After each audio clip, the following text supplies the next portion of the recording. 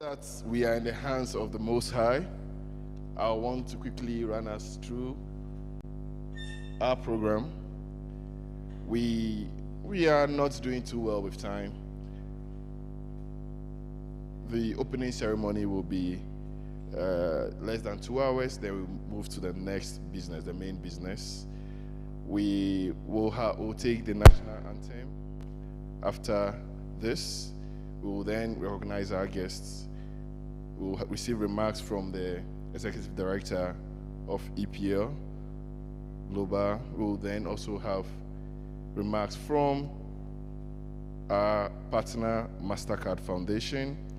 We will take remarks from the board, a board member, Mrs. Shami. We will then call on Karen to introduce two of our distinguished guests, Dr. Sylvester and Madam Rose Wochika, who will be giving our key notes. That is how the program will go. But we are all here, and sometimes there are logistics challenges when it comes to conferences. We have our host or our logistics coordinator here, Mr. Patrick, to come and share some few logistics information with us. Let's clap for him as he comes.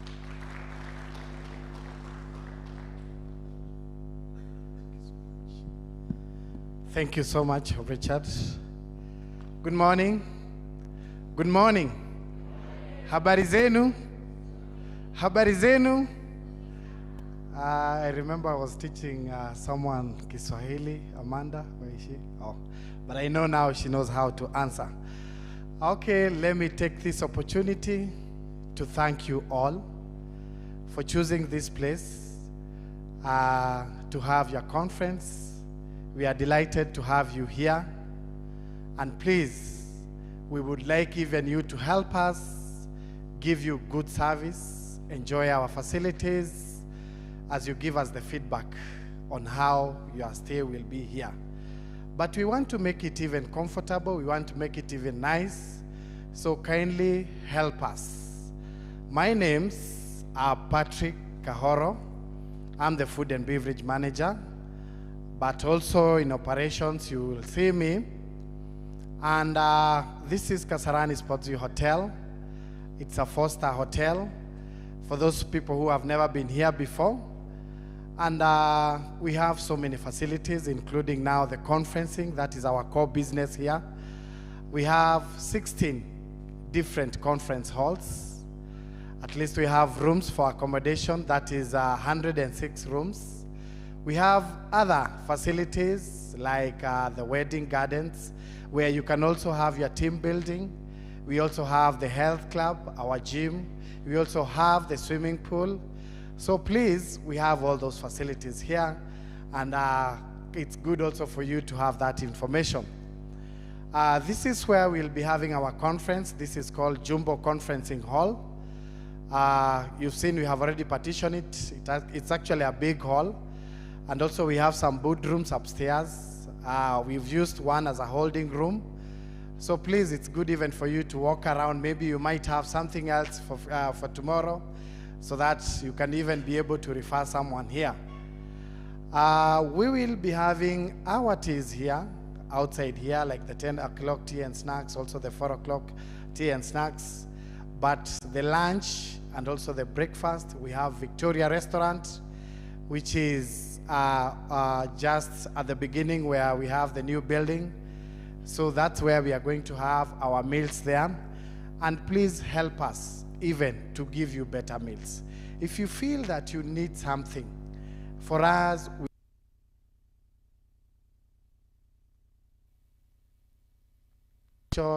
that is what we value most. And we normally take it very, very positively.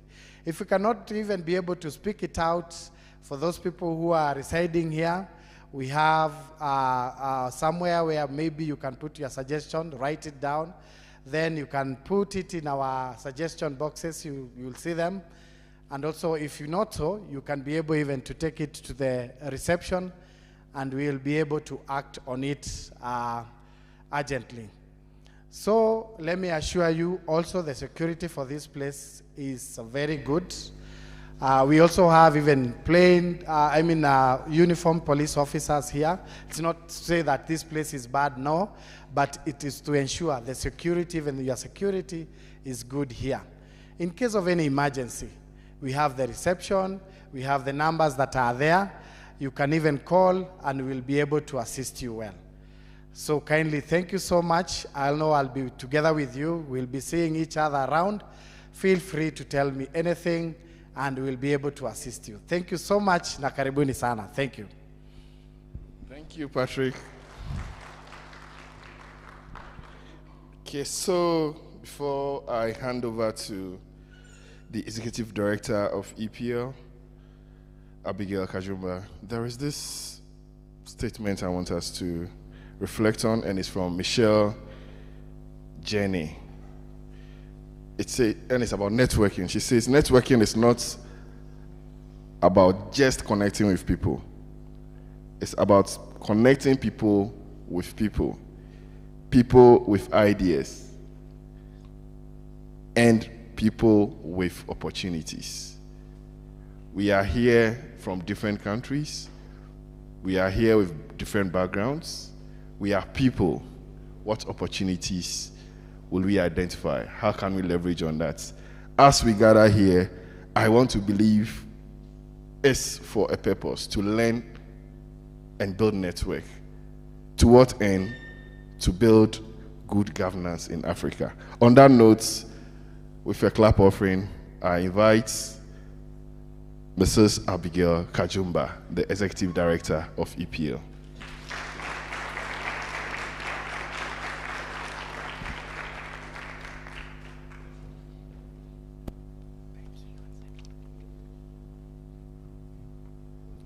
Thank you, Richard, and thank you, everyone. Isn't this wonderful? We're here. We made it from all over Africa.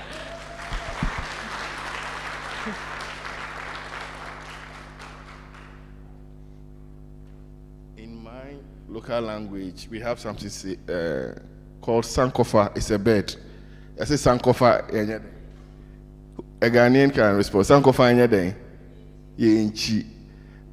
When you realize that you've made a mistake, there's nothing wrong correcting it. Before she makes her remarks, we need to take the home national anthem. So at this point, if we can all stand up and take the national anthem.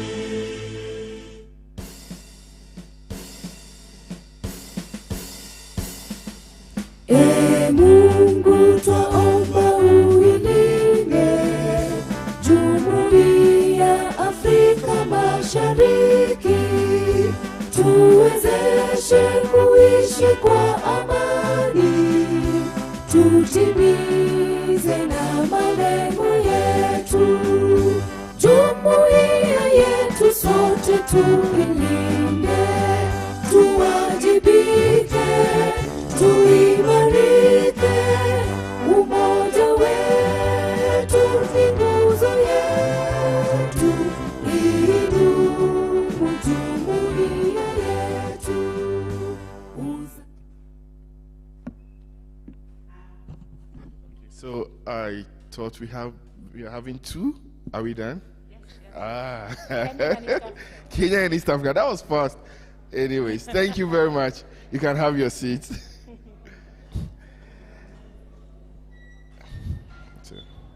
we'll do it together. You do the board chairs, then I do the board chair and the directors. Then I was thinking of not doing names and just doing okay. unless you have them. Okay. Okay. So thank you again. We want to do a quick recognition of ourselves, and we want the Ghana team to just stand up and give us a wave offering. The Ghana team here. The Ghana team. EPL Ghana. The rest are coming. I like that. We want to PYPP, the Liberia team here too. Yes. Oh. The pioneers, the grandfathers, and our hosts, ELF Peace Elf. Now you know.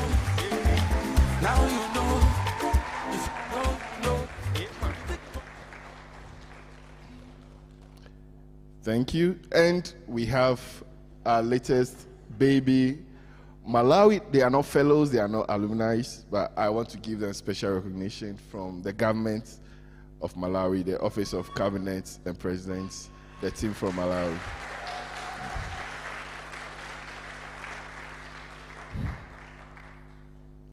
We also want to specially recognize our partners from MasterCard Foundation. Mrs. Ivy Moai. We are expecting APAM, Professor George Scott. We know he's not here. We especially want to recognize Mrs. Shami Surinian, if I'm mentioning it well. Welcome. Let's clap for her. And I want to recognize my professor, my lecturer, Dr. Sylvester Obongo.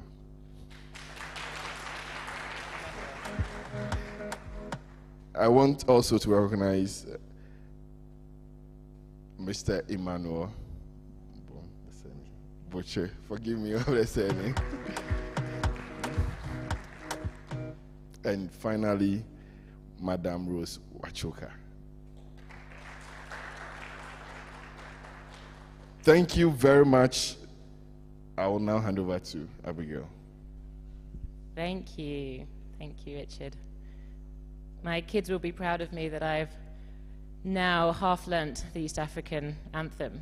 Because sadly, they didn't teach it to me in Uganda when I was young. But now even my 3-year-old knows every word. I think of every verse.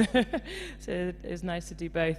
So I think we've covered the welcomes. But again, honoured guests, board members, government officials, alumni, teams from across Africa, and country representatives, it is a delight to finally be here all together. So all protocol observed, as we say in Uganda, and my excitement observed as well. Emerging Public Leaders has the vision of a prosperous and equitable Africa, fostered by good governance. I love and I'm passionate about that vision. Co-founded in Liberia by former President Sirleaf 15 years ago today. Maybe we can have a little clap for that. Not today, sorry, this year. Can I have a clap for that? President Sirleaf looked around and historically said, but where are the young people? How am I going to build and strengthen this country without young people? And PYPP, our grandparents, and later EPL was born from that vision with her co-founder, Betsy Williams. We've since grown to Ghana over 5 years ago. And now we're obviously in Kenya with our hosts, where we've been for about 3 years with our partners ELF and PSC. And we've been in Malawi about 3 months. And we're wonderfully excited to have representatives from the government with us today as we begin that fellowship this year. We also hope to move to 1 to 2 countries this year into new territories into Africa. Thank you for all being here for the inaugural Africa-wide alumni gathering. We often hear from our fellows and alumni that some of the greatest support they get beyond the fellowship is, as well as the events we hold and the webinars, but it's the knowing each other. It's the being able to walk into the ministry down the hall to follow up on an important matter. So as we look for that prosperous and equitable Africa, I'm delighted to see us now meeting together, both in person and online. So a special welcome as well to those joining us online who can't be here in person. But we still need young people and young leaders in the public service, in the civil service, to shape our countries and the continent as a whole. That's why I want to take a moment to thank MasterCard, our amazing partners, the MasterCard Foundation, who's partnered with us to get 550 more young people through the fellowship program and have young people in public service across Africa. And we're looking for more partners to fulfill our big vision and our big dreams. We're strengthening governance and contributing to Africa's advancement by developing a new generation of public servants who are ethical, creative, and committed to social impact. Many of you are here and again watching online. So thank you again for moving us towards that equitable and prosperous Africa fostered by good governance. Today, we have more than 400 young leaders who have completed the fellowship program. They serve their countries and communities in more than 50 ministries and other government agencies. Nearly half of our fellows are women, but as we are continually focusing and being intentional about women in leadership, our aim is to increase that to over 70%. And that will help us readdress the imbalance that currently exists. This year, we are, as I said, continuing to grow our support for women in leadership. We're expanding our country programs, as I mentioned, and we're also looking to harness and focus our work on our curriculum so that we have an offering both online and continually in person, both in the countries we work, but also ideally beyond. With EPL's support throughout their career journeys, the diverse network of leaders advanced to significant levels of responsibility. As our grandparent country, as we called them earlier, Liberia, I was in Liberia and Ghana last week, so it's great to now be in Kenya, and I was in Malawi end of last year, and I was struck in Liberia, having been there 15 years, how even while I was there during the week, I think the tally got to about 4 new appointments in significant places of responsibility in the new government.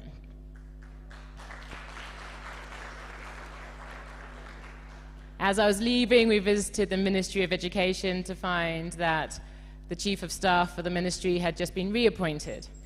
And as we know, with the history of Liberia now having the next peaceful transition of power, that in itself is an amazing achievement, and we're just really glad to be part of building that, not just that country, but the leaders of Liberia, of Ghana, of Kenya, of Malawi, and beyond.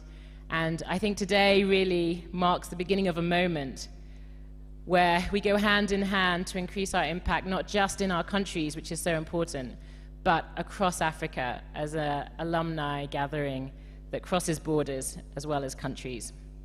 And I must say, I can't wait. So thank you all for being here. We look forward to the next few days. And thank you for giving the time for this amazing, incredible, and important moment and time as we continue. Thank you.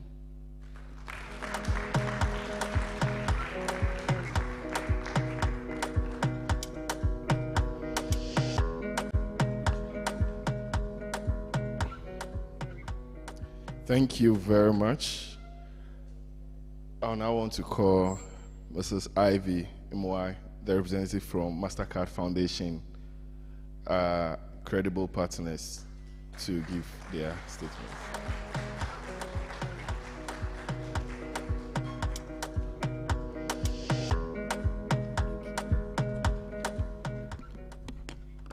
Good morning, everyone in the room and everyone online. It's a pleasure to be here with you this morning, representing the MasterCard Foundation. My name is Ivy Mwai, and I am based in the Foundation's office in Kenya. And part of the Scholars Program, a flagship program of the MasterCard Foundation. And it is within that program, or within the Education and Transitions part of the foundation, that we host the Transitions Partnership and the Transformative Leadership Partnership, which is actually the area of the foundation that has partnered with the Emerging Public Leaders Program. So very excited to be here and to be part of this gathering. It's a new one for me, but such a pleasure to meet old friends. I think Abigail talked about networking, and you know, when you're alumni of a particular organization, you build networks among each other, and you go to different places and you meet people that you know. And it is always such a joy to do that, because you know that when you find someone in the room that you have worked with before or met before, you can take to the next level what it is that brought you into the room in the first place. Very glad also to hear about the target of 50% young women in the program. The foundation has an even more ambitious target of 70% young women in everything that we do as part of our strategy, which is the Young Africa Works strategy. And we're heading there.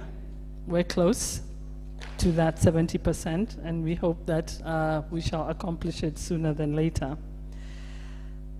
When we were in the holding room earlier, before we came in here, we were discussing International Women's Day, because this is a month. And towards the end of this week, we shall be celebrating that day with its theme, #InspireInclusion. And that's really what I see in this room, and what I hear you talk about is the issue of inclusion. Diverse, equitable, inclusive organization, young leaders who are at the center of the different public sector areas in the countries. And I know when I look around the room, and I'm assume online that I'm also looking at you, that you are the present and the future of this continent. Because without you, it will be very difficult to accomplish what it is that each of the different countries represented here, and those countries that you neighbor and partner with and work with, can all come together. We laughed at our table when someone asked, there's an East Africa anthem. Wow. That's already a beginning of networking together. And I stand to be corrected. There might also be an AU anthem one day, because I think if it isn't already there. And maybe someone in this room shall be the person to drive for that. Because when we stand up and we sing as one nation, or as one region, as one continent, we feel that togetherness, that empowerment that allows us to be transformative about what we do to disrupt the future of Africa.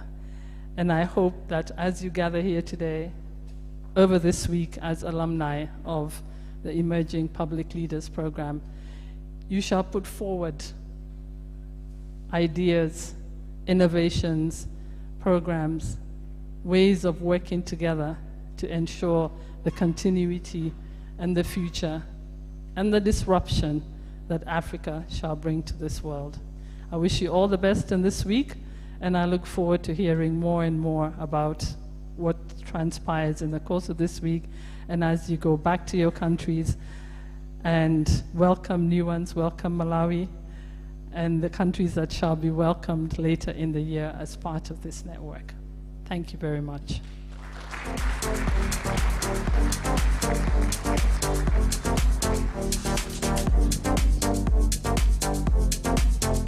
Let's continue clapping for her as she takes her seat.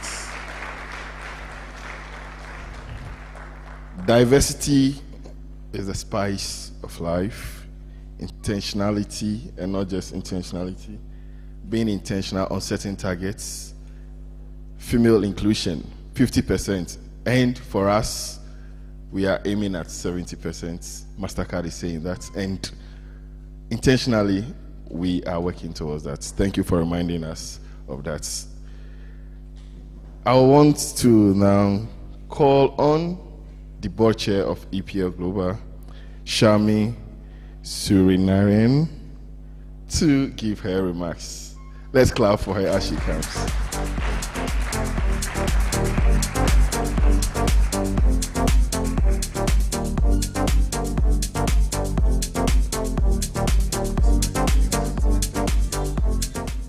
Good morning, everyone. Firstly, clarification, I'm not the board chair, but I will take that title and represent the board chair in her absence today. What a wonderful, wonderful sight for sore eyes. I must say I had some trepidation and anxiety even coming here. It took a long time to get here and traveled quite far. But this view of fellows from all over Africa is the most inspiring thing that I'll probably do all month. So thank you for all being here. I just wanted to say good morning and all protocols observed to all of our guests, our distinguished guests, our partners, the MasterCard Foundation, team of EPL, ELF, our fellows. I just want to give a round of applause. I know Richard did this, but I do want to say thank you to the first cohort representing from Liberia. Please give yourselves a round of applause.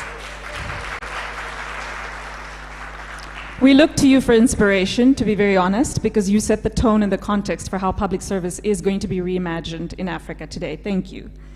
Thank you to our partners from Ghana, from EPL Ghana. Please give yourselves a round of applause. Particularly because I think you just got off a flight. So really, thank you for showing up and for being here despite that travel, and the commitment that you make here is really profound and we appreciate you. We thank our hosts, Kenya. Come on, you can do better than that. I'd like to give two special thank yous, particularly to the ELF team. I think you are owed a huge and really rigorous round of applause. Thank you to the ELF team. Thank you for showing up every day, for making this partnership succeed. Thank you to the PSC partners. I don't know if we have representatives here in the team. Thank you. Dr. Sylvester, we appreciate the partnership. You make it a success. And thank you to the EPL team and all the fellows. We are so grateful. But mine is a very simple job. Firstly, I want to say it's an honor to represent EPL here, and I know Betsy would have loved to be here, the co-founder alongside President Sirleaf. And I know that I speak on behalf of Mr. Lubembe and the rest of the P-Self Steering Committee as well. Firstly, my message is going to be to the alumni. It is a delight to be here, and thank you to Ivy for calling out the importance of both the representation, the inclusion, the diversity that is our mandate. But I think I just wanted to give a few messages to the alumni community. I think even when the African Union was reimagined or imagined several years ago, we know that there was a narrative around public service in Africa. There was a narrative of hopelessness. There was a narrative of incompetence, quite frankly. And that narrative, unfortunately, still persists. So it is really an honor for me to see these faces in the room, to see the commitment of EPL, to the commitment of ELF, to change this narrative.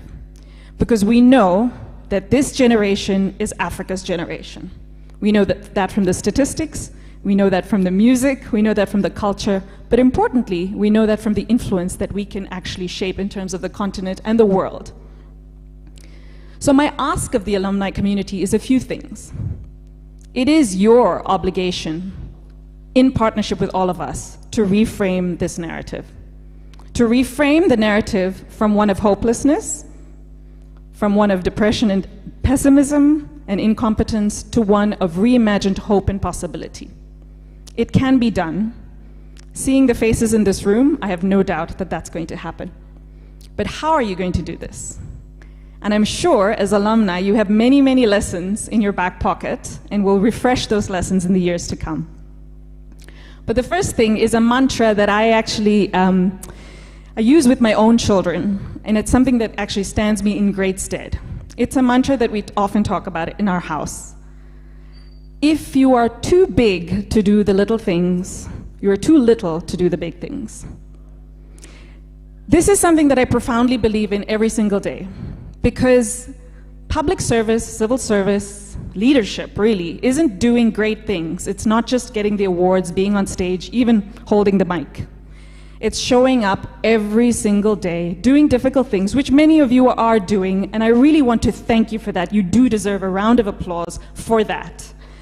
Because it is confronting the challenges that face our people every single day, showing up with integrity, with excellence, with partnership, I love these values, with citizen-centric leadership, accountability, showing up every single day to face those challenges.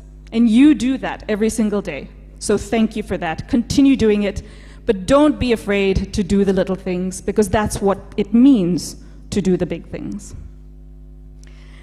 The second thing, and again, it is to re-emphasize, we are in Africa, we believe in Ubuntu, we believe in the spirit of connectedness. Community is the bedrock of our progress. And I think we often forget that. We think it's about GDP growth and being on the world stage, etc. But you all, every day, serve and show up in your communities. And that is the bedrock of progress. We can never forget that. It is not about the shiny new things and the shiny global stage. Importantly, public service is based on community. And this alumni, yes, as much as it is a network, and I love the word network, but sometimes we think of network as you go to an alumni community event, you exchange business cards, you talk about it transactionally, what can you do for me, what do I do for you? But community is something different. Community means you invest of yourself, and you care, not just about what you get out of it, but what everyone does. And that's a really profound shift. And all of you, as public servants, are actually putting your hand up for that. You're building communities and you're serving communities. So never take that for granted, and always make sure that you realize that you're part of a fabric that actually makes our continent, our communities, our societies great. So thank you again for that, but never forget that you are part of an alumni community. And in order for you to derive benefit from it, don't necessarily just imagine it as a transaction. Invest in it. Because what you put in it is what you're going to get out of it, and what everyone will get out of it. And the last call to action, I would say, is honor the experience of EPL, not by just saying thank you, and not just by showing up, which we would love, thank you, but pay it forward. Find that young person who's bright, who's eager in your communities, who also wants to serve. Shift the narrative by mentoring young people.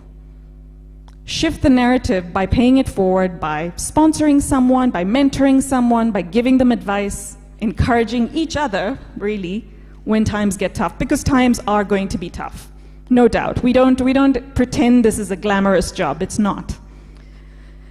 So you have to be there, not just for each other, but also for the next generation. And in as much as we pin a lot of our hopes on you, you're going to have to do the same. So build that community, pay it forward, and do not be afraid to do the little things, because that allows you to do the great things. So with that, I wish you all the best, and I'm really proud and privileged to serve alongside you of this great mission. Thank you very much. Have a good day.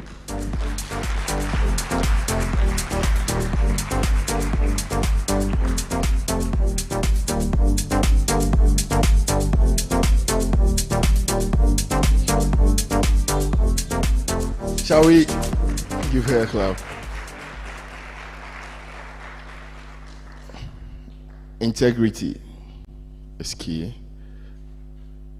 to good governance. Not just about networking, I heard that one as well. Citizen-centric leadership. These are among some of the things that we are trying to promote. And we know our alumni are already living that in your various institutions. Thank you, alumni, and thank you very much, Shami, for this encouraging words to the alumni. We need to introduce two distinguished personalities here, but to do that, I want to call on Karen, who will introduce the next person. Let's clap for her.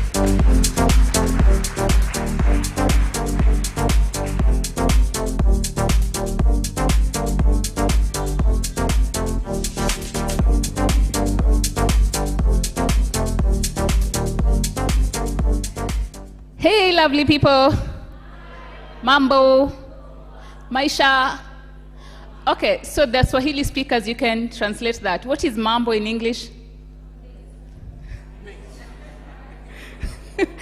So it is things, but then how are things? And then Maisha?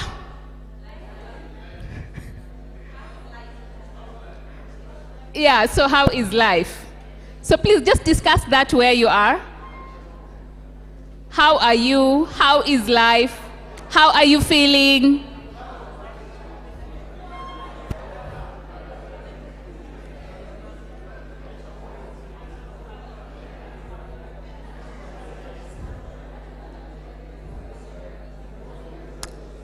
I can see people having very animated conversations. That's nice.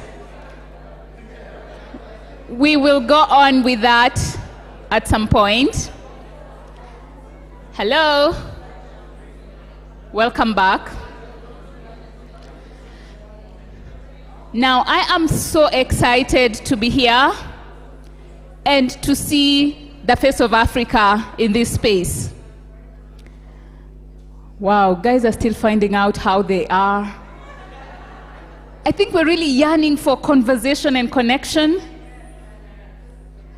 The deepest craving of every human being, connection. We will get to that. Now, Ivy, when you were speaking, you wondered whether we have the African Union anthem. How many of us, so yes, as many of us confirmed it is there, how many of us know the words of the African Union anthem? Oh, you know the tune. Okay, anyone who knows the words? Okay, so anyone, if you have the lyrics, you can sing? Africa for Africans, by Africans. The stories of Africa to be told by Africans. The challenges in Africa are to be resolved by the Africans, and especially the young Africans, the young, enlightened, empowered, equipped Africans. So there's, if you have your phone, you can Google. It has a chorus, and I dedicate this chorus to all of us. Oh, sons and daughters of Africa, flesh of the sun and flesh of the sky, let us make Africa the tree of life. The tree of life. I'd like for you to imagine the tree of life. Not tree of death, but the tree of life. And we are the fruits of the tree of life, the African tree of life, and even the global tree of life. I'd love to delve deeper into that, but my task here was to introduce some awesome humans, public servants who epitomize service that Shami was describing and talking about. And so the first person on stage I would like to invite is Dr. Sylvester Obongo, who is from the Public Service Commission of Kenya. Now, for the teams from Ghana and Liberia, and I'm sure some of you might know the story, and even the leaders from Kenya, you're aware that it took us over 2 years of negotiations for P-Self to be launched in Kenya. It was tough, crazy, back, forth. But one thing I really appreciate about the Public Service Commission of Kenya is that you guys actually live out the true meaning of seeing young people, seeing potential in young people, and going beyond that to give them the space to do whatever it is they need to do, and not you sitting, deciding, making every decision, and then bringing the young people to the table. So I really, really do appreciate that. And so, ladies and gentlemen, I would like for us to put our hands together and invite Dr. Sylvester, who has been very instrumental in this program.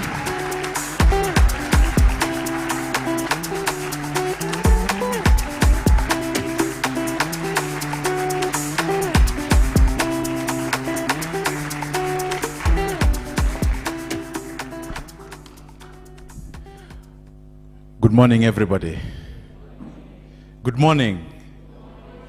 It gives me great pleasure to be here this morning. As I reflect back on the journey, it gives me great pleasure how far we have been.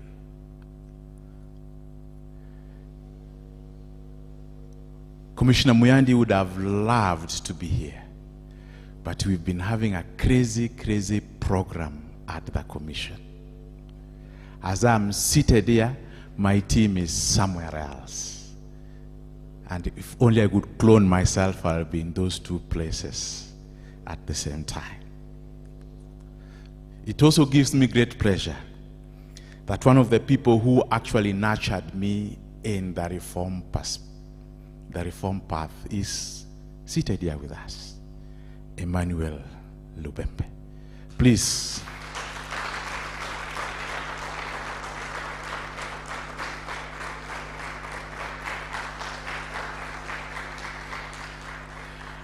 And as I go on with this brief presentation, there are a few things I would like to highlight.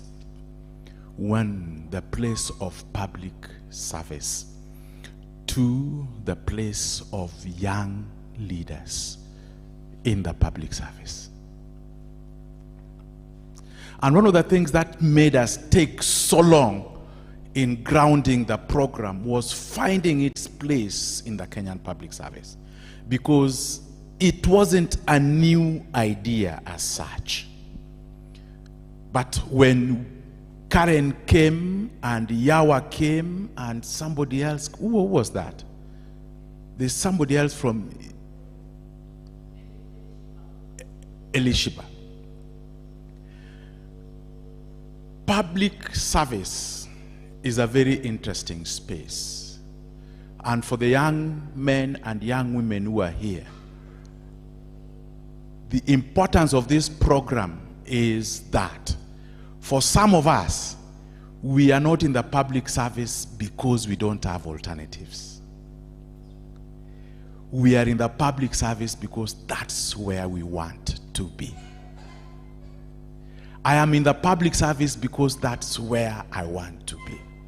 I actually left the public service in 2004 and went to be the senior advisor, Africa Central Price Waterhouse Coopers, where my 1 month salary net was more than my 1 year's gross salary in government. But I only stayed there for 2 years, and I came back to Mr. Lubembe's department at that time, the Transformation Secretary. Let me put the place of young men in the public service into perspective. From about the early 60s and up to independence, the public service was being run as a bureaucracy. Bureaucratic, traditional public service depended on rules. Bureaucratic public service depended on hierarchy. Bureaucratic public service depended on the existing traditions. By the 70s and the 80s, the public service is changing, and we get the new public management where people are looking for results, people are looking for measurement, people are looking for performance management. And therefore, we have a whole raft of public service reforms taking place. In Kenya, we were also moving from the traditional civil service reform to public service transformation. The first transformation strategy we did was under Mr. Lubembe. And in that strategy, we had the component of growing our leaders. You look at the Kenya, KIA, the traditional training institute, which trained artisans, public servants who grew, was also changing shape. So we began by changing the shape of KIA into Kenya School of Government. And you will be amazed that under the guidance of Mr. Lubembe, we did the first strategic leadership program. I did the curriculum because the leadership was changing. So in 2009, KIA launched the strategic program, strategic leadership program. At the commission, we also had change of leadership. And Mr. Kirogo came in and said we need to change the orientation into citizen centricity. What I'm saying is that for the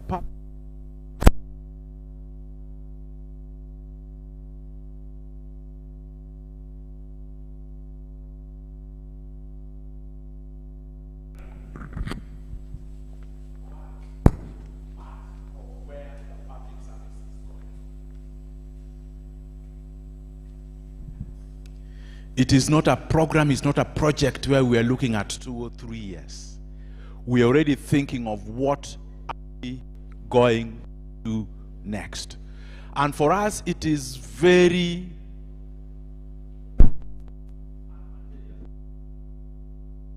fellows are our employees. And therefore we track them and we look at where they are going. We are in touch, even as late as when Friday I was in touch with one of the fellows who was in the last cohort, who is currently pursuing a master's in Israel. We chat and I get to know what they are doing. So what is the place of public service emerging leaders for us?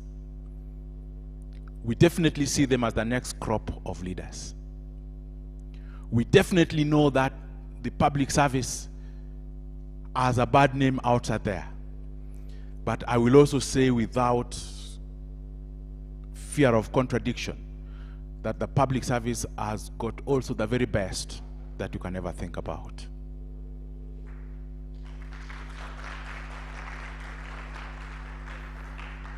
The public service employs only the very best.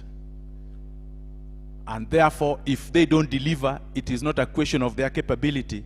It is a question of maybe the system under which they are operating in. I'm an adjunct at times at the Schulich Business School, University of York, and I teach government entrepreneurship.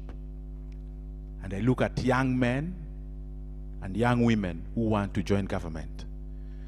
And at the University of Ottawa, I've co-supervised people who are looking at the public service option, which means that the third year at the university who wants to join the public service. So I have co-supervised those students.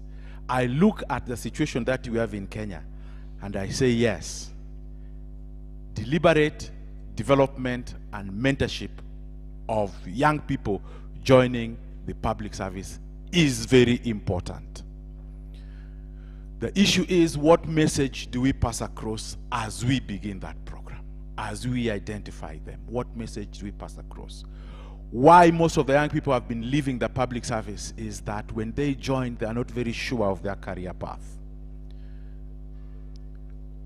They are not very sure of their career path. We want to make it very clear that there is a future in the public service.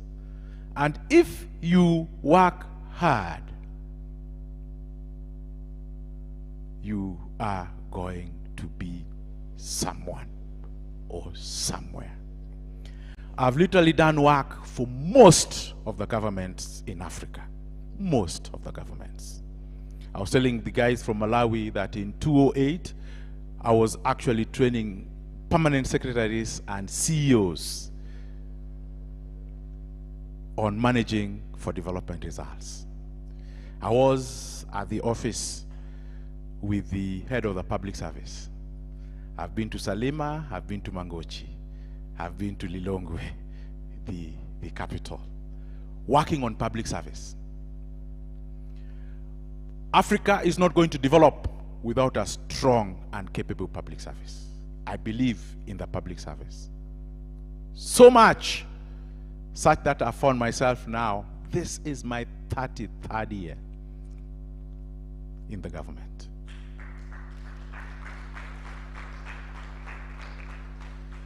I started my career in Treasury, then went to Office of the President, then Cabinet Office, then Office of the Prime Minister, then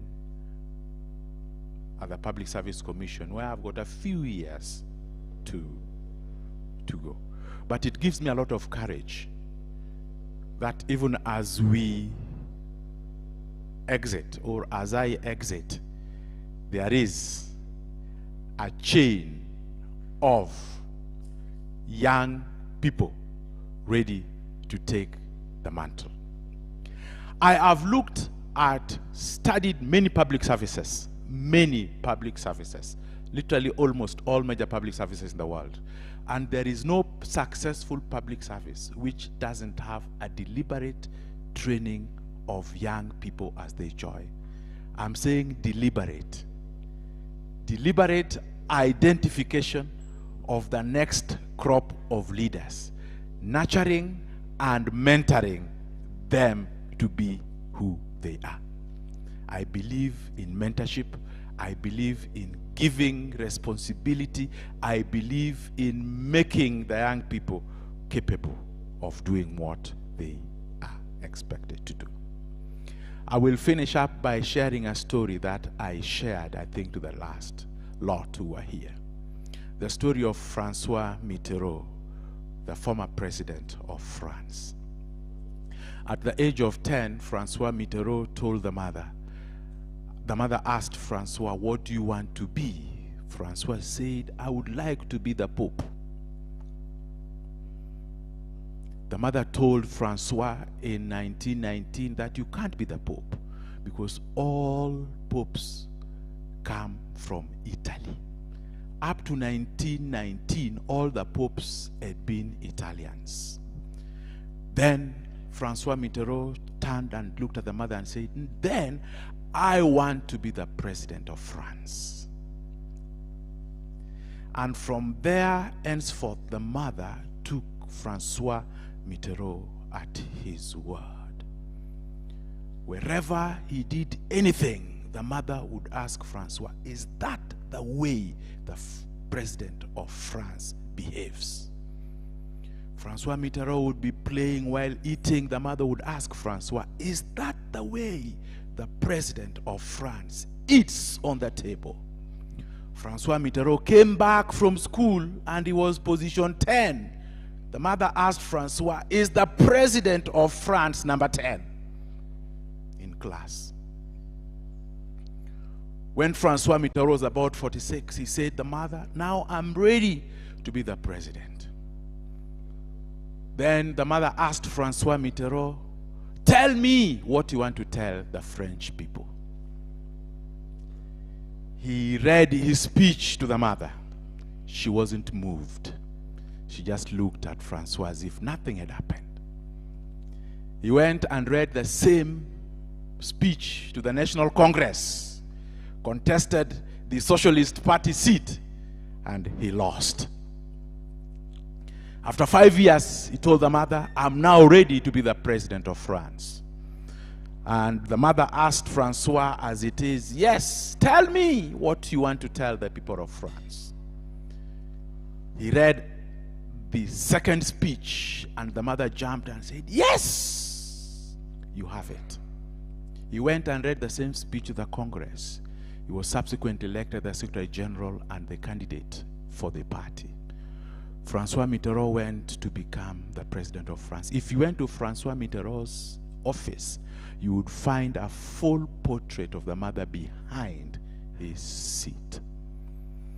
And to date, Francois Mitterrand was the longest serving president of France. He served for 10 years. Nobody else has served those many years. What am I saying? Mentoring works, coaching works. And you can shape the destiny of the young people you work with. Just like Francois Mitterrand, why does coaching work? Most of them do not know what they want to be. most of them do not know how to get to what they want to get to. And they are therefore lost. But if they know up to that juncture that Francois Mitterrand could not be the Pope because popes only come from where? From Italy. Some of us have aspired to be what we cannot be, and therefore in the process got frustrated and lost our way. Some of us have joined the public service with a lot of ideas that if only they had the information from the word God, they would have known better what to do. But I would like to encourage you that coaching and mentorship works. What next for us at the Public Service Commission with the Public Service Emerging Leaders? Yes. We are determined to ensure that the program continues. We are determined to ensure that the program continues and grows. We are determined to ensure that we look at the next crop. We have taken in Kenya people who had served for less than 3 years. Is that the only important exposure in the entire career? No. We would like to see what next, what stage, and where are they at that next stage. Are they competing at the very highest level? Yes. If they are competing at that very highest level, then we shall be with them. But we know that not everybody can withstand the heat in the kitchen. And maybe in the process, we might not have everybody, but we are determined to give everybody who joins the emerging leaders a chance to excel and to be up there. I follow most of them because I'm extremely passionate about this program. And I believe that yes, when Karen talked about 2 years, we were looking at how do we ground it in the public service? How do we make it a public service program with the support of the donors, with the support of the development partners? And I think even as you go into Malawi, let the government know that the program is Malawi government's program. That is the only way you will sustain it, because the people, I don't know the model you might end picking up in Malawi or the other places. But government is a very interesting institution. It cannot be substituted, and they are very protective of what they associate with. Mine is to wish the graduates the best of luck in everything that you undertake. Mine is to show you that you have been given a platform. And as was having some talk yesterday, that there's an organization which says that sky is the floor from which we build our foundation. It is not the limit, but that is the floor from which we want to build the foundation for the fellowship program, wherever it is. I know in the course of my job, I will definitely meet. Now that I have met you, we will definitely meet. I go to West Africa so often because currently I'm the Vice President Programs for African Community of Practice on Managing for Development Results, whose headquarters is in Senegal. And we work closely with the African Development Bank. And therefore, almost in every country where the bank operates, I have access one way or another. I don't know what I was supposed to say, but mine was supposed to commit the Public Service Commission's intentions and to express the gratitude to which we have. Karen, thank you very much for keeping up on there. At one moment, I actually told Karen, please, this thing doesn't work in government, and if you don't change it this way, don't come back. But I'm glad we are where we are. I'm glad at the end of the day, none of us gave up hope on one another. And I know we have just begun the journey. The partnership, EPL, ELF, is bound to flourish. But we also bound to grow and change.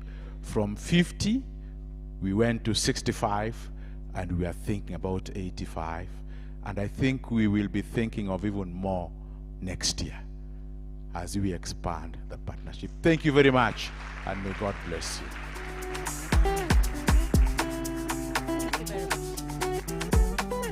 Let's appreciate Dr. Sylvester.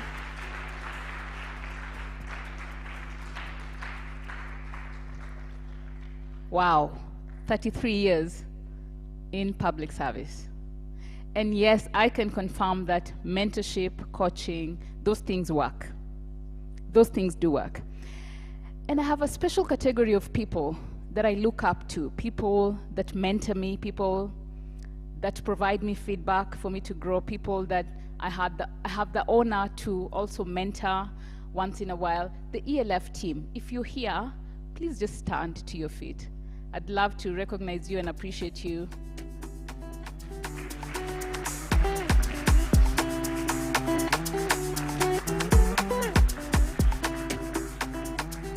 Thank you very much. I can see we have Andre, we have Njeri, we have Stephen Kimathi, we have Loch walking in, we have Nicholas walking in.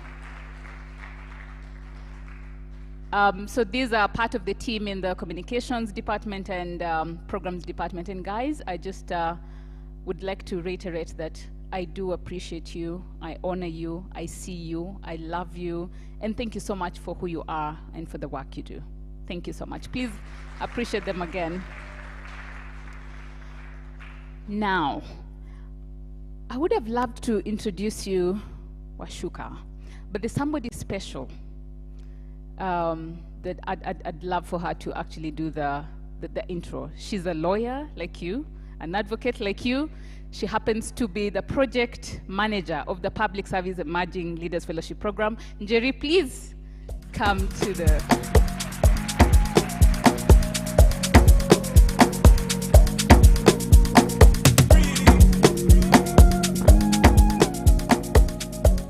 Morning, everyone.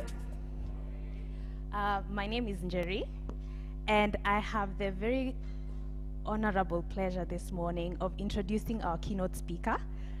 And I do it because she's Sanbe. Sanbe is in Korean someone who has gone ahead of you in the profession or from a school you have been in. And as I read her bio, you will probably realize that I'm in good company and I'm headed in the right direction. So Rose Washuka Macharia is the Chief of Staff, Office of the Chief Justice, and President of the Supreme Court of Kenya. The Oxford-trained policy expert and former diplomat has served in senior government positions for more than 10 years. Sorry. As a bureaucrat who understands the ins and outs of government, Rose's human approach to public policy has contributed to some of Kenya's most iconic achievements, including 100% transition from primary to secondary education, the development of an athlete-centric approach to management, which placed Kenya on the enviable global map as one of the most resilient sports nations on earth, despite the effects of the COVID-19 pandemic. A gender-responsive sports policy in Kenya, the Young Kenya Works program, supported by the MasterCard Foundation, intent on providing 5 million Kenyans with dignified and fulfilling work, among many other achievements. Rose now leads a team of close to 100 people working in the Office of the Chief Justice and is charged with the responsibility of championing the implementation of the judiciary's people-centered vision of social transformation through access to justice.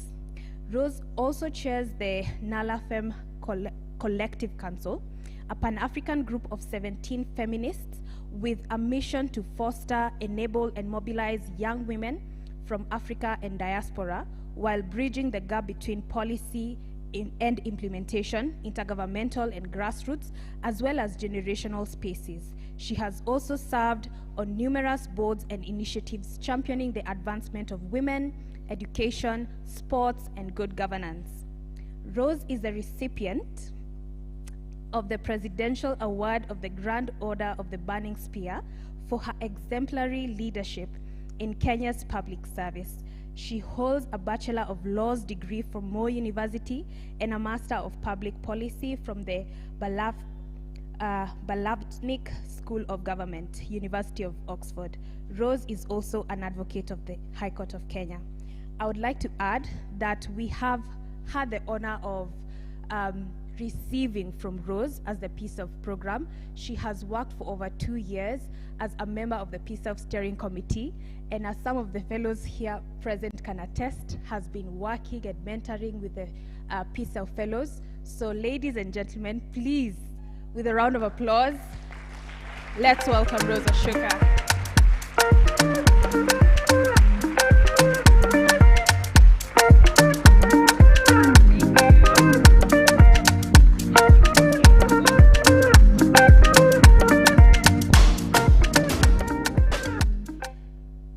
Thank you very, very much.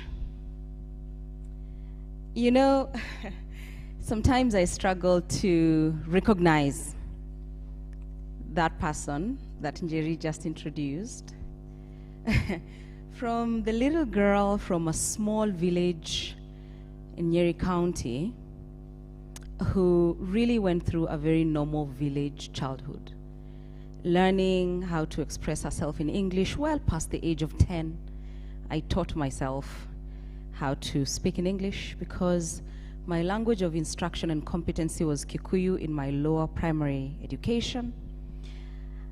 And really going through the rigors of growing up in Kenya's public system of education, all the way from primary school to secondary school to university, and delving into the space of the international youth movement quite early on, and finding phenomenal strategic grounding in that movement, starting off with the Young Global Greens movement. And I was sharing that this space holds a lot of nostalgic memory for me because in 2012, we came together as a group of young leaders, then trying to figure out where to place, where to position, to speak about the Africa-Europe Youth Strategy. And this is a strategy embraced by African and European heads of state, and as NIOA, the international network of youth organizations in Africa, who were trying to see and to hold heads of states to account. How audacious. But audaciously beautiful, because that is where we found our networks, and that's where we found our grounding. And I always say, if I wasn't Kenyan, I'd be Ghanaian. If I wasn't Ghanaian, I'd be Liberian. If I wasn't Liberian, I'd be Burkinabe. And because I am all those things, then I am a Pan-African. And what does it mean to be a Pan-African? And what does it mean in the context of public service in our countries? In 2014, I made the decision to retire from international youth activism and join government full-time. I had joined government, of course, previously. I had been working in the judiciary, and I had been working with the political movements in Kenya to champion for environmental justice, inclusion from a gender dimension, education, and many other things that are really at the heart of growth and leadership.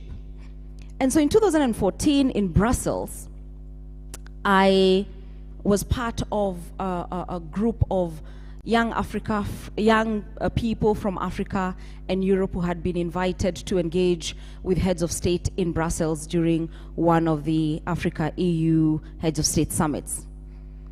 And I remember having a conversation with the BBC Newsday team about, you know, the imprint of young people in those kinds of conversations. And for a long time, I was really tired of being on the periphery. I had my share of carrying the placards at a conference of party meetings, you know, going on the streets and really agitating. And I just wanted to be at the table. I wanted to be at the table. And I wanted to be at the table as part of government delegation. And so in 2014, I decided, you know what, I'm going to now focus on understanding and being inside of the Kenya Public Service full time. I will continue to network and to support my compatriots across the African continent. I would travel to Ghana, to all the other places to be in solidarity with them, but I would build an identity within the Kenya Public Service. And as Dr. Sylvester said, it is not for lack of options. We've had options to work in the private sector, to work in the civil sector, to work in the international world. But there is something about passion. There's something about service. And there's something about yearning to contribute to one's own government, one's own country, despite the challenges that gives you sort of like an addiction to really want to see things moving.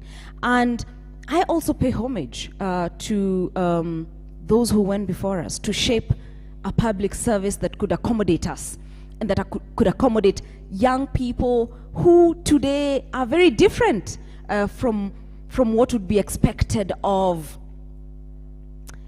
a bureaucratic, only systematized government. And you know, Emmanuel Lubembe has been really a pioneer, and we celebrate you and continue to celebrate you for giving us ownership, for giving us pride in a public service that actually works. And so today I wanted to have an honest conversation with you. I wanted to have an authentic conversation with you about really what does it take. Is it going to be easy? No. It probably, you have chosen the most difficult pathway you could choose. But is it going to be fulfilling? Yes. It's going to be very fulfilling. But sometimes you'll be frustrated. Sometimes you will want to quit. Sometimes you'll want to leave. Sometimes you'll want to abandon the projects that you're working on. Sometimes you will not like your government. Sometimes you will not like the politics. Sometimes you will not like the conflict and the tribalism and the nepotism and all the isms that will have a negative connotation where you're serving. But you will bring energy. You will bring innovation. You will challenge the status quo. You will take over strategic meetings. You will set a new agenda. You will every day inch closer to where the decisions are made, and then you will take over. That is what you will do. But I don't want you to be in such a hurry that you can't understand the tempo of the institution, the belly of the beast, government. I don't want you to be in such a hurry that you're impatient to be the note taker. I don't want you to be in such a hurry that you're impatient to be the person who runs the first drafts of letters. I don't want you to be impatient to be the person who mans the office when everybody else travels to CSW for 15 days. I don't want you to be impatient. I don't want you to be impatient when you're the one who has to mentor and settle interns. Because that's the grounding. Because that's how you understand the organization. That's how you understand the strategic objectives. That's how you learn what you would want to do and what you would want to avoid. That's how you understand how new ideas would impact things that are challenging those of you who work in organizations that are really, and it's all of us, that are being challenged by the fast pace of change. That is how you say, look, let's move away from papers and let's go to PowerPoint. Let's really make it PowerPoint. Let's not have 60 slides on a PowerPoint. Let's have 2. That's how you move away from 100-page strategic blueprints and documents, because you will order them. That's how you cut off those pages to 10 and focus. That's how you say, look, we need technology to power this. We need new vision to power that. We probably need to understand what the organization has and what we can do with it. You will sit with the budgeting team and with the finance teams, and you will understand, where does the money go? Where does it get lost? And how can you recoup some of that back to the work that you are passionate to lead? Every day you wake up, you will make the decision not to be comfortable. Every day you wake up, you will remember why you are a PCL fellow. And every day you will strive for excellence. Every day you will understand that the work that you're doing is for citizens. So you will anchor yourself in citizen-centric leadership. If only one of your points in boardrooms gets onto those briefs and it has citizen-centricism, you will count yourself a hero. Because we forget. Sometimes we forget that really we are working for citizens. You will hold yourself accountable. If you get 1 shilling more on your accountable interest, you will write a check to the government and send it back to central bank. You will do that.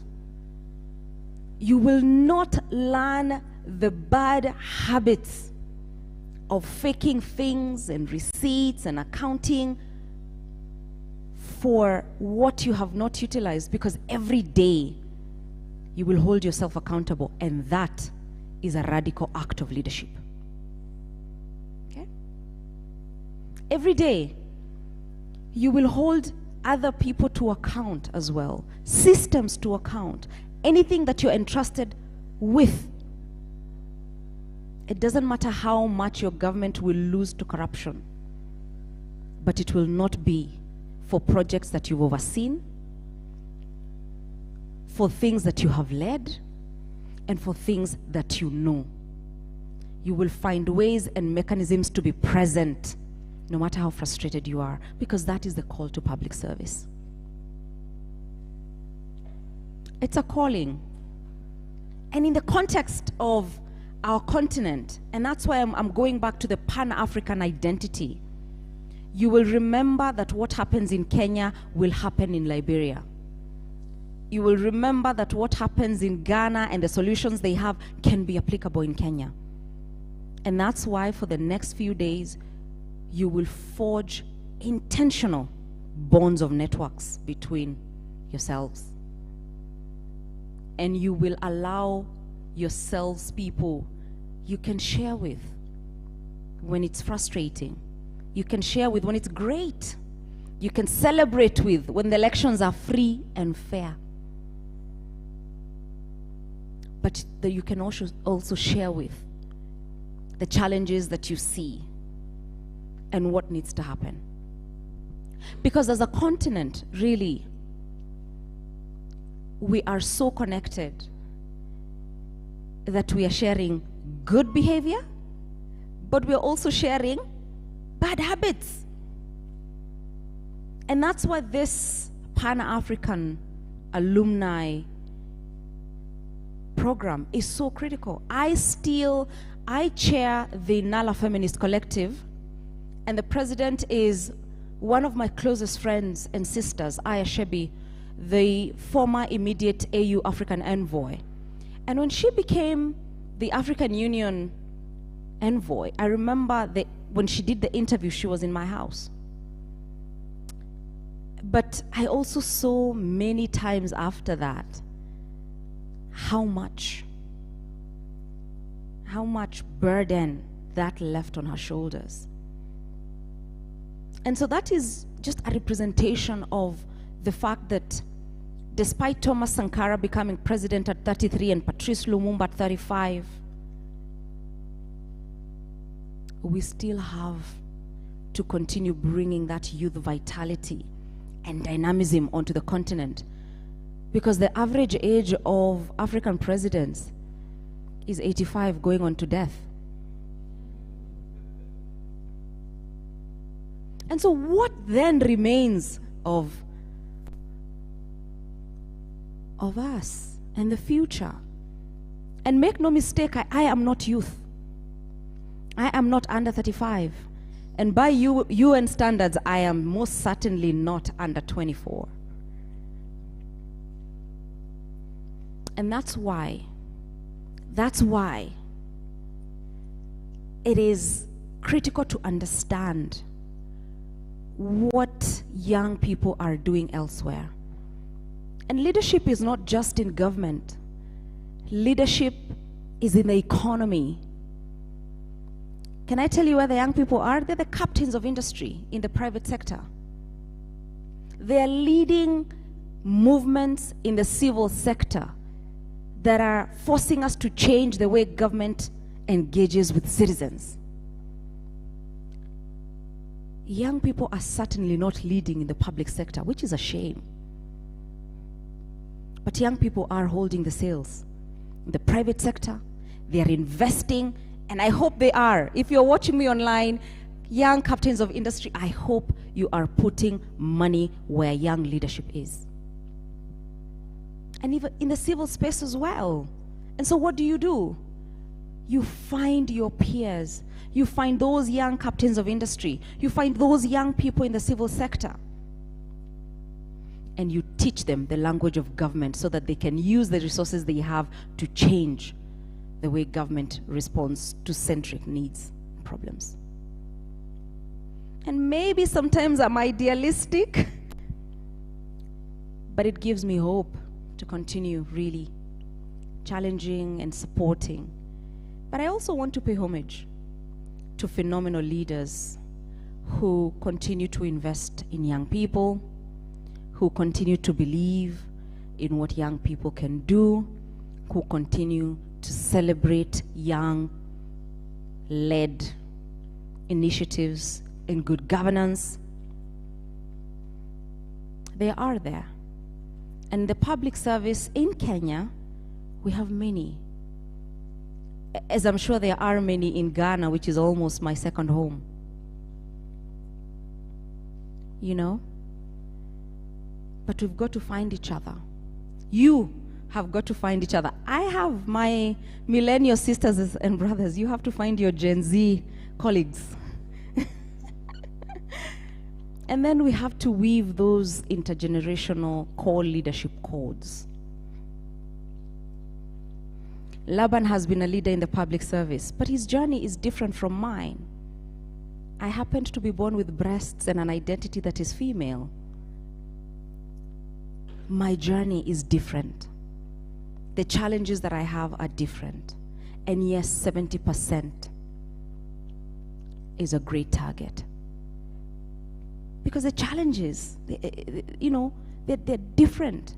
And young women getting to leadership and, getting to public service or even just accessing jobs is different. Because the more we challenge patriarchy, the more patriarchy gets stronger. The more we challenge systems, our entire global economic system is anchored on patriarchy and patriarchal values. Our social systems, the way that we interact. But if we go back to the traditional conception of leadership, as authentically African, there we can find solutions. There we can find inspiration.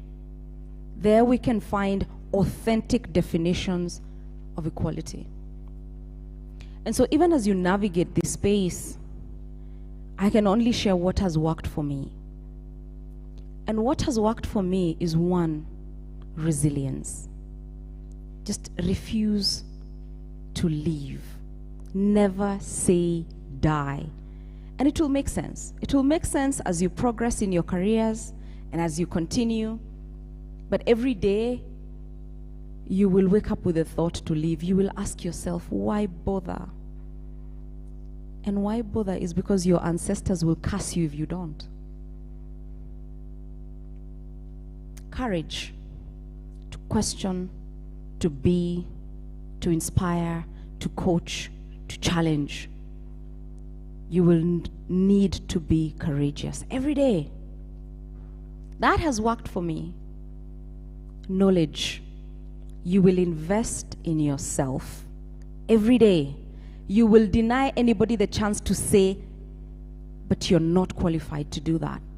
But you're not an expert in that field. You will study so much. You will understand so much. You will write. You will sit at the table. You will do the heavy lifting. You will prepare the documents and the strategic.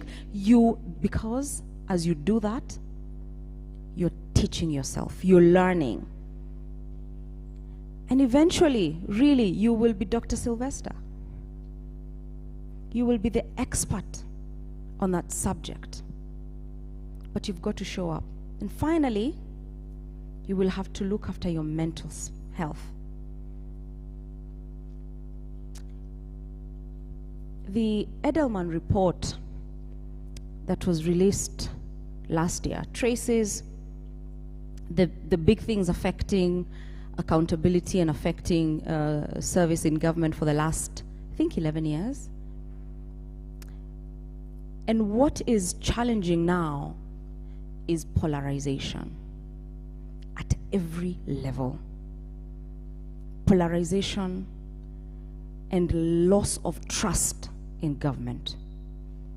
5 years ago, citizens felt safe with government. Citizens expected government to provide resources and to provide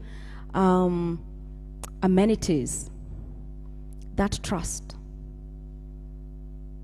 has waned, and it will be our generation, your generation, to reverse that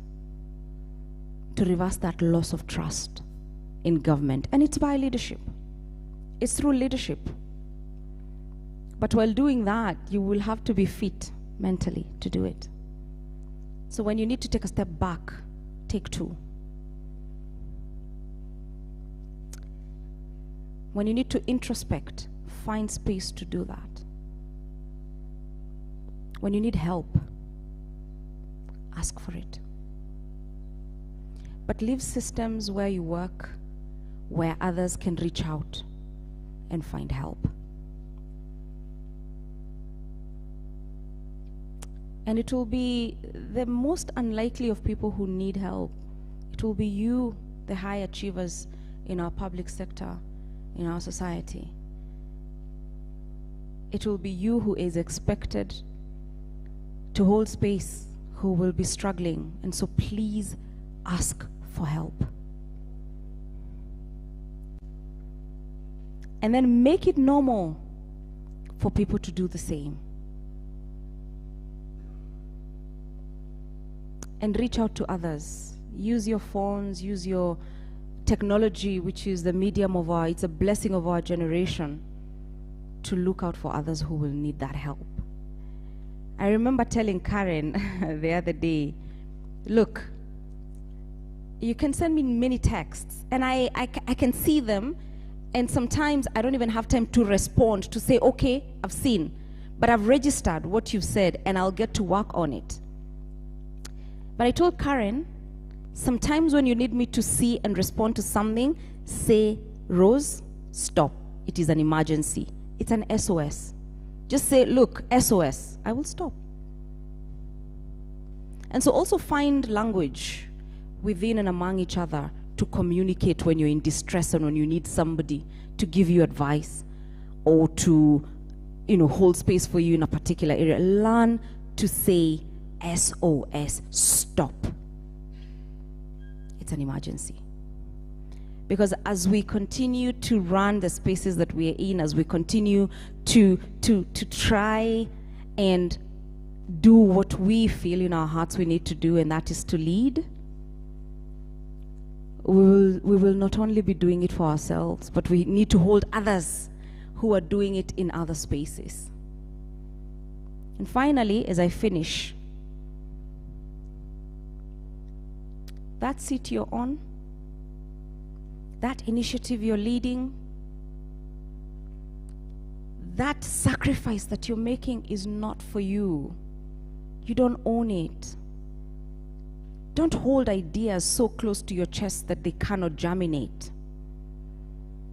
Just learn to be in a system of flow. Allow yourself to flow. Share your ideas with your friends, with your colleagues. Don't hoard information.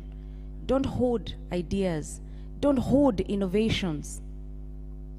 Don't. Because it's not for you. It's bigger than you. It's bigger than us.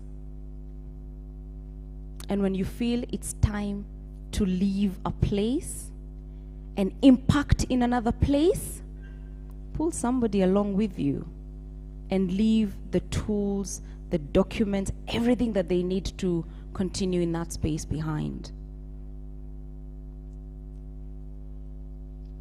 Because increasingly, it will get more difficult. And if you try to own and to remain static, you will get lost with the system. So keep going, keep moving, keep finding new things, keep impacting in different places. Find flow and thrive. Thank you very much for listening to me.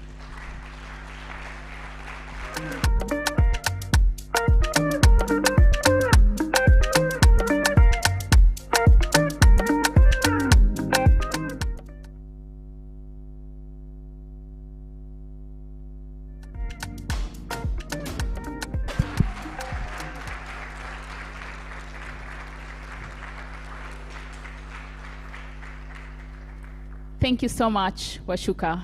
We may have our seats. Richard, over to you. Thank you very much for those nuggets of wisdom. I think I have written a thesis on your submission. Let's give her another hand of applause.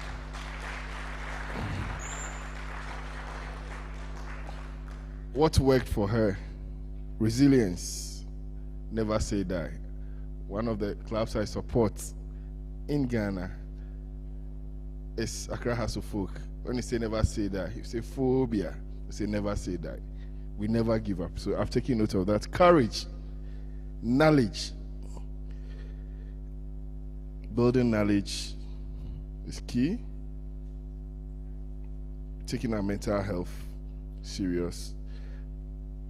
Sharing ideas, keep growing. Knowledge sharing is power, not just knowledge. People just have the knowledge, they keep it. But from what she's saying, it's just not the knowledge, but the knowledge sharing, which is power. Thank you very much for this. One statement that you made, which a colleague also took note of, is you will, and this goes to us alumni, patience is good, patience is a virtue. You will every day inch closer to where the decisions are made, and then you will take over. We are overcomers, we will take over. Whatever you aim for, know and believe that it's possible because others have done it. I want to specially ask us to stand and clap for Papa Emmanuel, the name Lumbembe. If this is not on the program, but Dr. Sylvester made us appreciate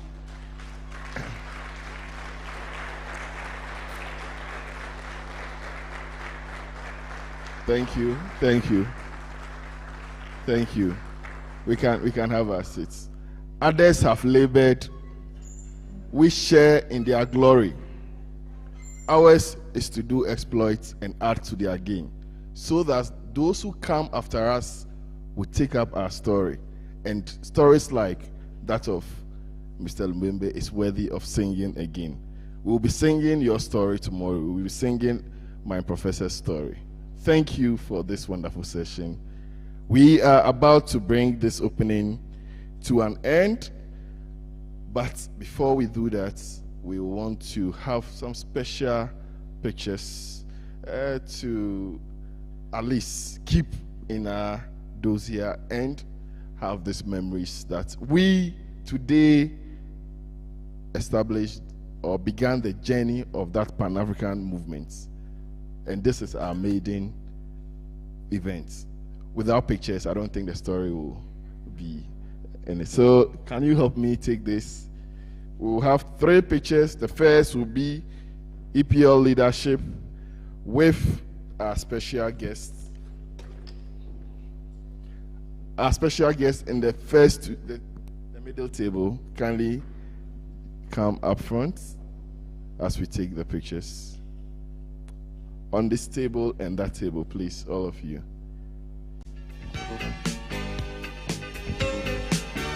Penelope, you can join.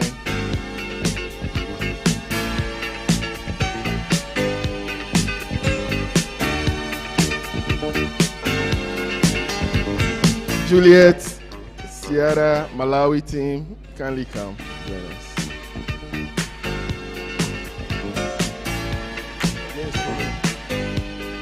Penelope.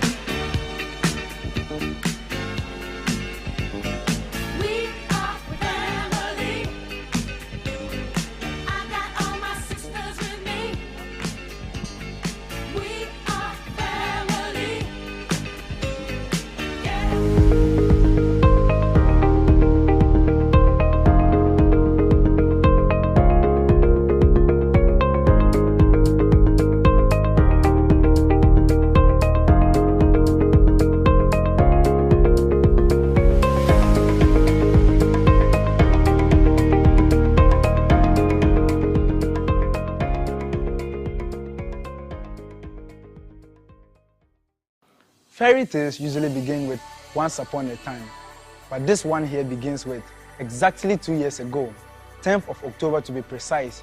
20 young graduates embarked on this journey with a common vision to become effective and ethical leaders who can transform the public sector in Ghana. We came from different backgrounds, experiences, and perspectives, but we shared a passion for public service and a desire to make a positive difference in our country. Our journey began with an orientation that was both knowledge and fun-packed. We were trained on grooming, emotional intelligence, giving voice to values, teamwork, good communication skills, and a lot of fun games. This orientation was not only informative and engaging, but it was also inspiring and empowering. It helped us to discover our strengths, identify our goals, develop our skills, and it also helped us to bond with each other, form friendship, and create a network of support and collaboration. The orientation was the foundation of our fellowship experience. It prepared us for the challenges and opportunities that awaited us in the public sector. It equipped us with the tools and resources that we needed to succeed in our placements, our projects, and our mentorships. It also instilled in us a sense of confidence, responsibility, and commitment to our vision. As we graduate today, we are proud of what we have achieved and learned in the past 2 years. We are not the same people who started this journey 2 years ago. We are more knowledgeable, skilled, and experienced. We are more aware, empathetic, and ethical. We are more confident, resilient, and adaptable, and we are more ready and willing to lead the change in the public service. Our journey is not over yet. We still have a lot to learn and do as emerging public leaders. We still have a lot to contribute and achieve as citizens of Ghana. We still have a lot to dream and hope for as members of humanity. We are the emerging public leaders of Ghana Cohort 4, and irrefutably, we are the future of Ghana. Our unwavering passion to lead by example and ignite quantifiable positive change within our society served as the driving force throughout the planning and execution of our community service project. This was the journey through our transformative endeavor, which we proudly label as resounding success. As we explored the depths of who am I, we discovered leaders within ourselves. We engaged in critical thinking, acted ethically, and became catalysts for change, shaping a brighter future for our community. Cohort 4's Community Service Project, dubbed EPL Career and Entrepreneurial Drive 2.0. Our mission: to empower about 500 final year students at English Yamanfo Senior High School. Our efforts sought to provide them with essential guidance on academic planning and the cultivation of valuable entrepreneurial skills. We empowered their young minds, equipping them with the right attitudes, mindsets, and practical skills needed to navigate life beyond the classroom. We further delved into scholarship opportunities, course selection for tertiary education, and the exciting realm of entrepreneurship. Behind every successful venture, there are essential collaborators. We extend our heartfelt gratitude to our dedicated partners, English Yamanfo Senior High School, the MTN Ghana Foundation, and Data Bank Financial Services. Together, we transform dreams into reality. As we reflect on this remarkable journey, we say Ayiko, a resounding congratulations to the spirit of community, leadership, and positive change that brought this project to life. Working in the civil service as an EPO fellow has been an incredibly enriching experience. It's not just a job, it's a journey of professional and personal growth. In this role, I've improved my client engagement and honed my ability to navigate office politics. Additionally, I've had the privilege of interacting with government officials and inspiring personalities, which has consistently reminded me about the paramount importance of the dedication and unwavering focus in striving for excellence. This opportunity has been a blend of challenges, growth, and inspiration. I'm genuinely excited about the limitless opportunities and possibilities that lie ahead of my career. Our test for transformation and growth set us on a mission as future leaders to engage ourselves every quarter, to deliberate, to exchange viewpoints, to engage in constructive discourse on matters pivotal to national interests and personal development. Hence, the nativity of Thought Leaders Arena. Gratitude is owed to our forward-thinking management, our reliable alumni, our indefatigable fellows, whose immense contribution ensured the impeccable organization and resounding success of the first and second quarter debates. As we stand here today, we are not just dreaming of a better world, we are consciously laying its foundation. The aim is to build a robust institution capable of addressing critical global challenges. So welcome to Thought Leaders Arena, where your voice is not just heard, but amplified. Together, we are not just the future, but change makers of today. The 14-month-long training program we embarked upon at the Civil Service Training Center stands out as a transformative chapter in our EPL and career journey. This comprehensive training experience allowed us to delve deep into the inner workings of the civil service, thanks to the diverse and knowledgeable facilitators who took us through the training. The topics covered during this comprehensive training comprised of a wide range of crucial areas, including procurement, Excel, projects management, public financial management, and many more. The training experience was further enriched by the relationships we built with our dedicated facilitators and coordinators. They were not just instructors, but became mentors and friends, fostering an environment where we could thrive and reach our full potential. One of the unique aspects of the training was the occasional visits from the principal of CSTC, Mrs. Day, to me, who would grace us with impromptu questions, which I call mentals. These unexpected questions kept us on our toes, encouraging us to stay constantly engaged and informed. It was a testament to the program's commitment to excellence and dedication to ensuring we were always at our best. Our 2-year fellowship offered a structured platform with opportunities for learning and skill development. The program provided a stage to connect and collaborate with like-minded organizations, mentors and experts in both public and private fields. Some memorable examples for this include the deep dive trainings and by the fireside chats with prominent people on topics such as managing mental health as a leader, navigating occupational challenges, and many more. As I reflect upon the entirety of this training journey, it becomes evident that it has equipped us with the knowledge, skills, and relationships necessary to excel in the civil service, and for that, we are profoundly grateful.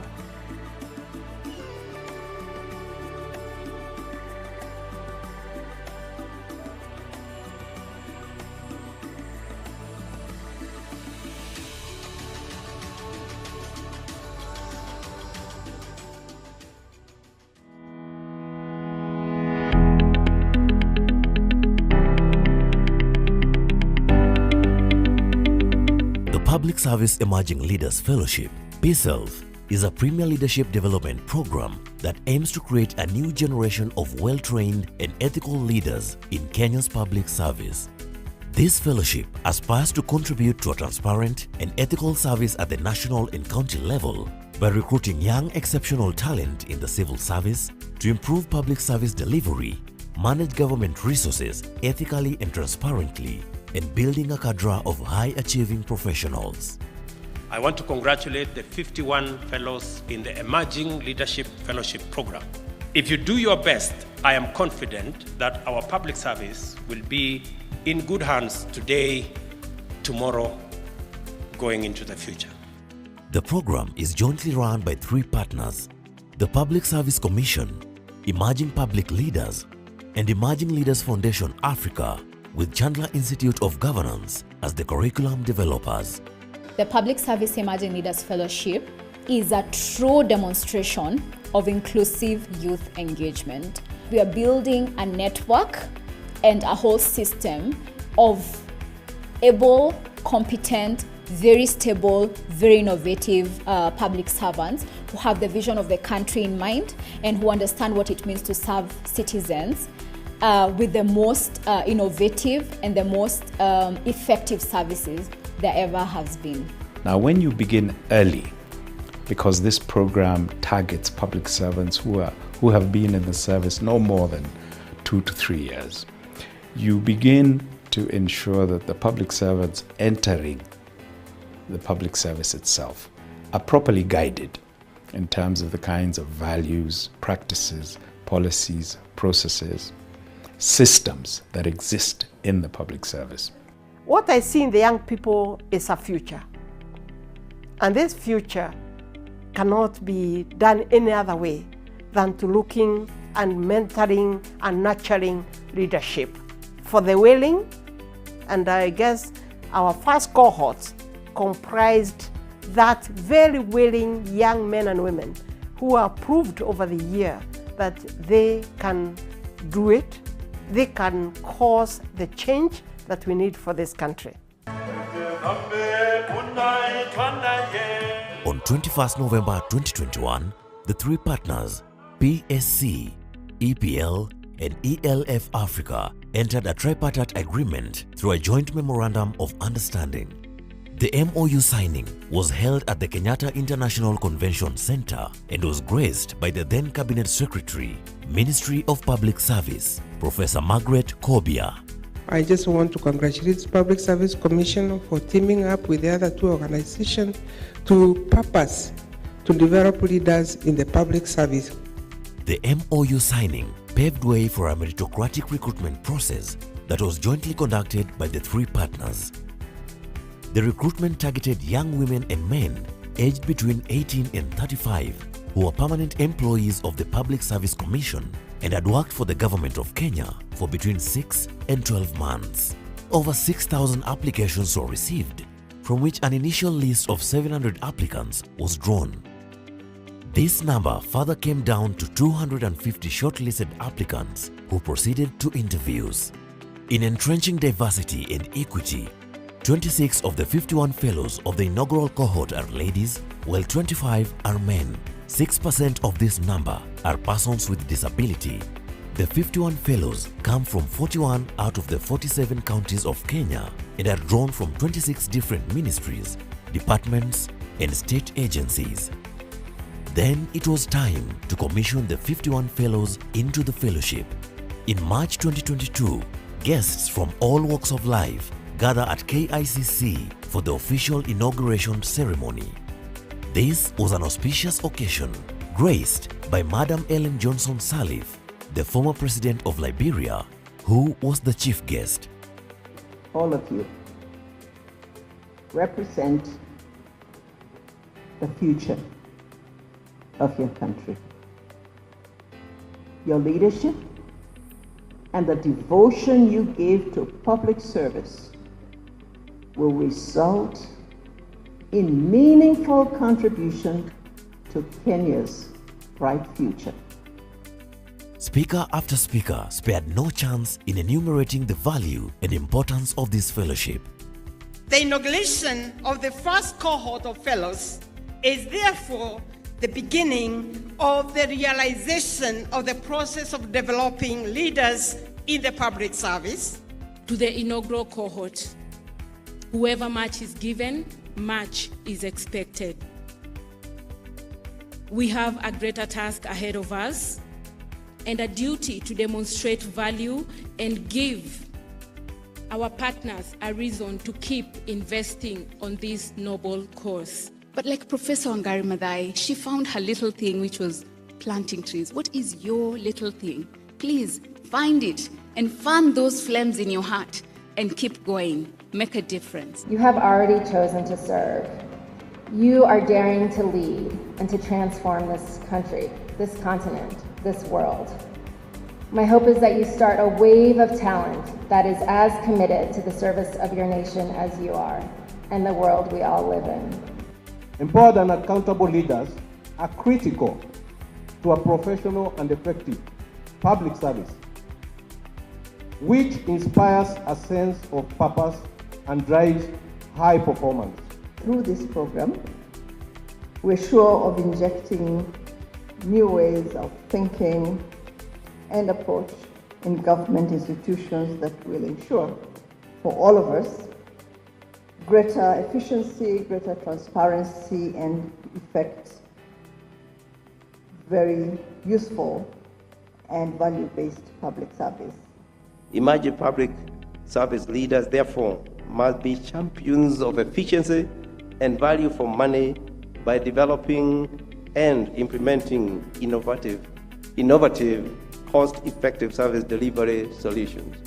The Public Service Emerging Leaders Fellowship is implemented through a public sector-centered curriculum whose focus is three-pronged: citizen-centric service delivery, public service leadership and ethos, public sector systems and methods.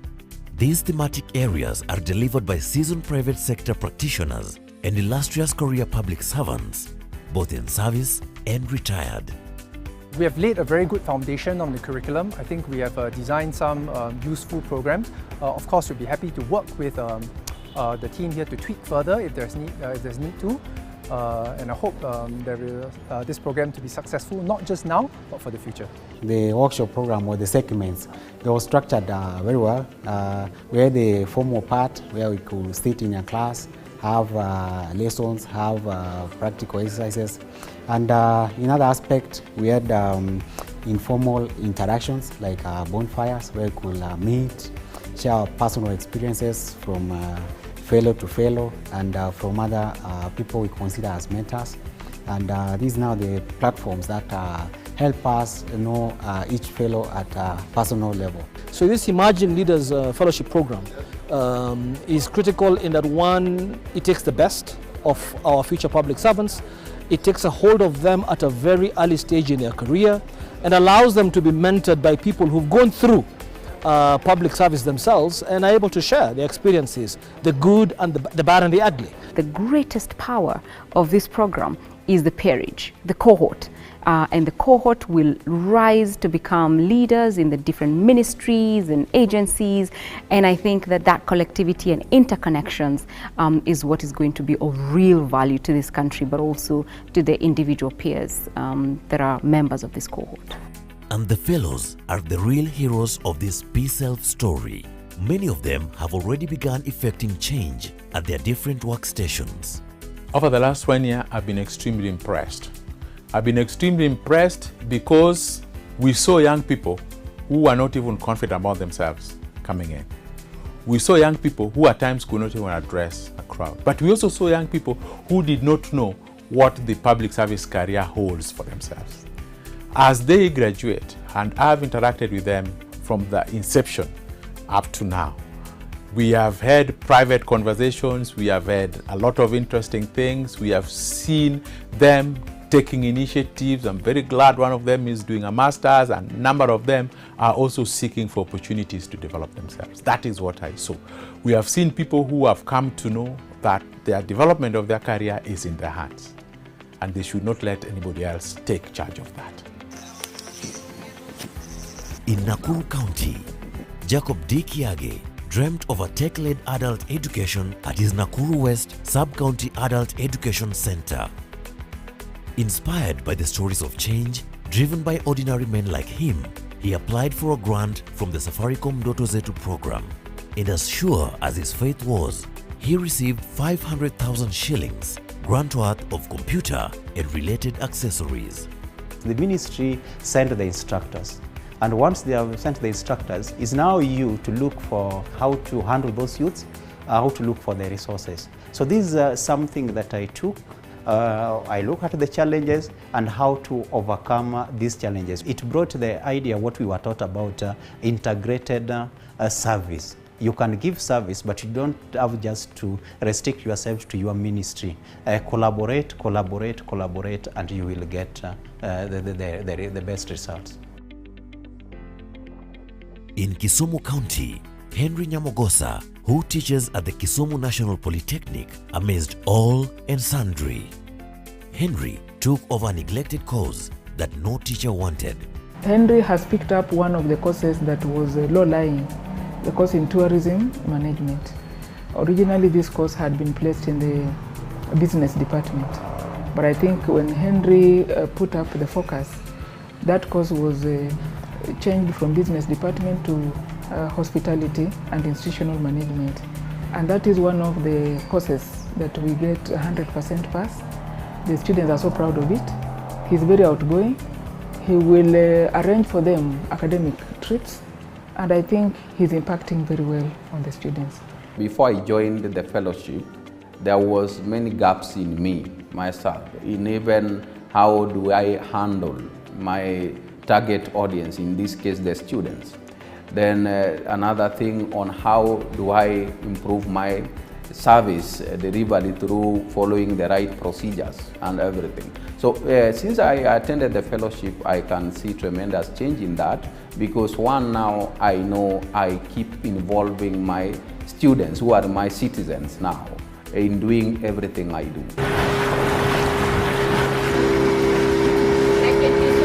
In Lamu County, we meet Hadija Mohammed, a probation officer who is now going above and beyond her job description. One thing I can say about the PSELF, it gives one a change of mindset in how to go about your career and everything. You need to think outside the box. It doesn't, your role doesn't end with what you do, but what you can do. So for instance, for me, not only do I work in the probation, but I also aid the education department by providing my counseling skills, because besides being a probation officer, I'm a professional counseling psychologist, and I render my services to the community and also the other departments by trying to empower young girls, young boys in our community to see the importance of education, importance of literacy from our community. So what thing I can tell about my colleagues out there, seek any opportunities that is going to better your skills.